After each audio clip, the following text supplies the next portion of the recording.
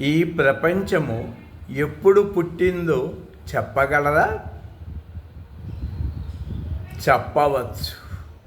మీ మనసు ఎప్పుడు పుట్టిందో అప్పుడే ఈ ప్రపంచం పుట్టినట్లు. మరి ఈ ప్రపంచం ఎప్పుడు అంతమవుతుంది?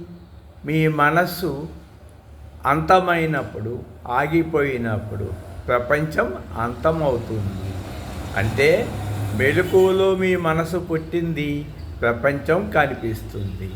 గాఢ నిద్రలో మీ మనసు ఆగిపోయింది, ప్రపంచం ఆగిపోయింది. కానీ మీలో ఉన్న ఆత్మకు పుట్టుక లేదు, చావు లేదు. చనిపోయే దేహము నేననుకొనుటే అజ్ఞానము. చావు పుట్టుకున్న దేహము నేను కాదు, లోపలున్న ఆత్మను నేను అని తెలుసుకున్నటే ఆత్మ విద్య.